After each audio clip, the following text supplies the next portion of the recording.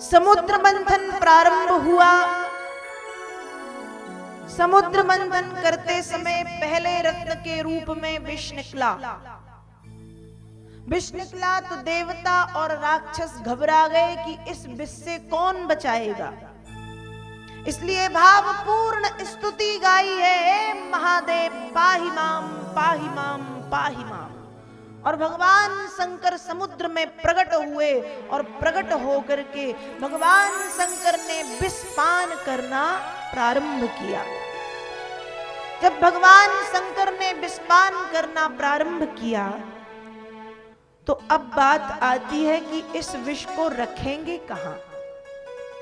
यदि विष को मुख में रखते हैं तो भगवान शंकर के मुख में सारा ब्रह्मांड समाहित है। संसार के लोगों को क्षति पहुंचेगी, हानि पहुंचेगी।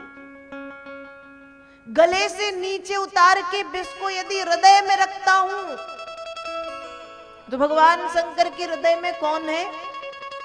कौन है? बोलिए कौन है? कौन है? कौन है? जोर से।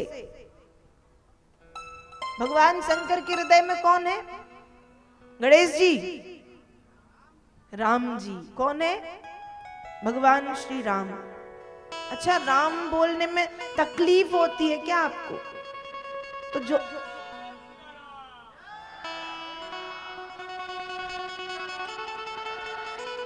जोर से बोल दिया करे। आप लोग ठीक है, माताओं से मैं विशेष रूप से, आप लोग शर्माते हो पंडाल में बैठ के।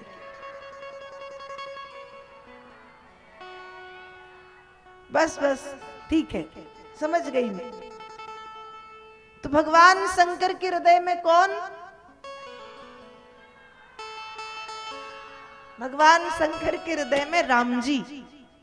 राम जी विराजित हैं। तो भगवान शंकर ने विचार किया, यदि विष को मुख में रखूंगा तो संसार को कष्ट होगा, यदि विष को हृदय में रखूंगा तो राम जी को कष्ट होगा। क्या किया जाए? ना मुख में विष को रखा, ना हृदय तक पहुंचने दिया, अपने कंठ में ही विष को रोक लिया। और भगवान शंकर का कंठ हो गया, कैसा हो गया? नीला हो गया। और भगवान शंकर बन गए नीलकंठ महादेव। क्या बन गए? नीलकंठ महादेव। विषपान किया, गले में कंठ में धारण किया, कंठ हो गया नीला। देखो, संसार के हित के लिए, लोक कल्याण के लिए यदि विष भी पिया जाता है तो वह विष भी व्यक्ति के जीवन का आभूषण बन जाता है, श्रृंगार बन जाता है, गहना बन जाता है। भगवान शंकर ने पिया विष, लेकिन उस विष से उनके गले को एक आभूषण मिला और एक नाम हो गया नीलकंठ महादेव। कंठ नीला।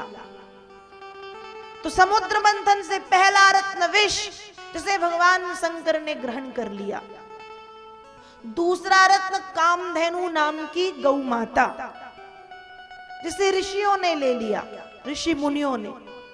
तीसरा रत्न उच्चैश्रवा नाम का घोड़ा, जिसे राजा बलि ने ले लिया। चौथे रत्न के रूप में अप्सराएं, जिन्हें स्वर्ग की संपदा बनाया गया। स्वर्ग में जो रहेगा अप्सराएं उनकी। पांचवा रत्न कल्पवृक्ष, इसे भी स्वर्ग की संपदा बनाया। स्वर्ग में जो रहे कल्पवृक्ष उसका।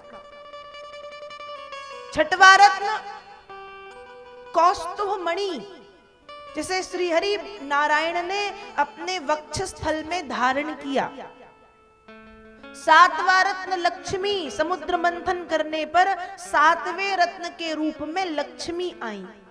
और जब लक्ष्मी आई तो कौन नहीं चाहता कि लक्ष्मी हमें मिले। सब एक लाइन से खड़े हैं, देवी देवता सब, राक्षस सब हमारे पास आ जाए। लेकिन सबको पार करते हुए सबसे आखिरी में चतुर्भुज रूप धारण किए श्री हरि नारायण खड़े हुए थे और लक्ष्मी मैया ने आते ही नारायण के गले में बरमाला पहना दी। तो सातवां रत्न लक्ष्मी आते ही नारायण को बर लिया, तब से हो गए लक्ष्मी नारायण। समुद्र मंथन का सातवां रत्न लक्ष्मी प्रगति नारायण को बरती है आते ही। आठवें रत्न के रूप में निकलती है बारूणी। क्या निकली? बारूणी। बारूणी मतलब मदिरा। मदिरा तो समझ गए ना, शराब, मदिरा निकली। और जब मदिरा निकली तो राक्षस कहते हैं अरे ये देवता तो पागल है, जो असली अमृत निकलने के बाद भी अमृत की तलाश में लगे हुए हैं। और राक्षसों ने मदिरा पान कर ली और नशे में चूर हो गए। कल रात्रि में महाराज जी आए थे,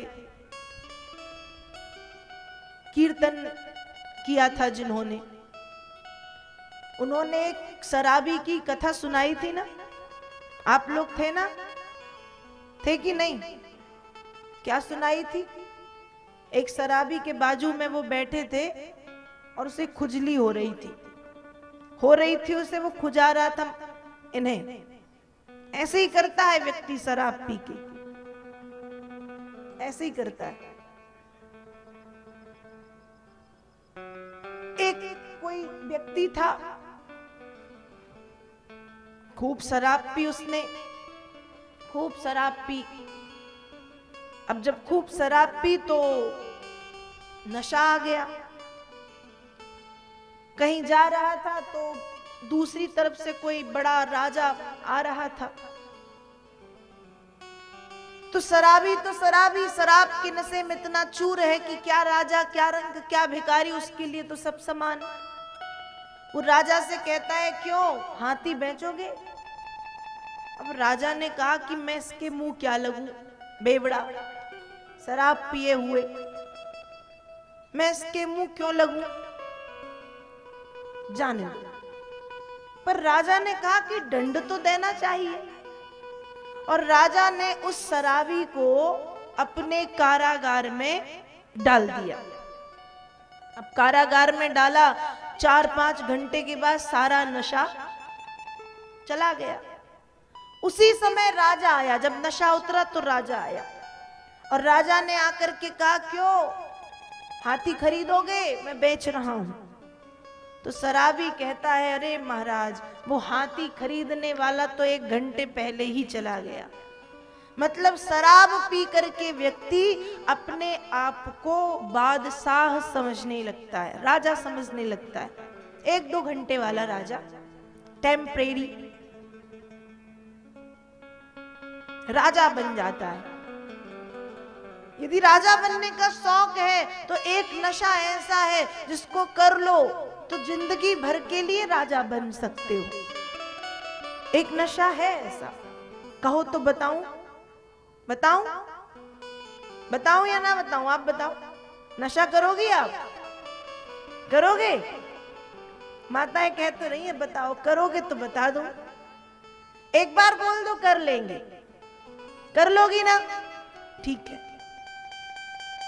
शराब का नशा ऐसा है कि इस नशे में 2-4 घंटे व्यक्ति होश में नहीं रहता और उन 2-4 घंटे में कभी नाली में पड़ता है, कभी गटर में गिरता है, कभी पुलिस के डंडे खाता है, कभी किसी की गालियां सुनता है, कभी किसी का धक्का खाता है। ये शराब का नशा है। लेकिन जो नशा मैं आपको बता रही हूं वो करना यदि शुरू कर दोगे तो इसका उल्टा होगा, सम्मान मिलेगा।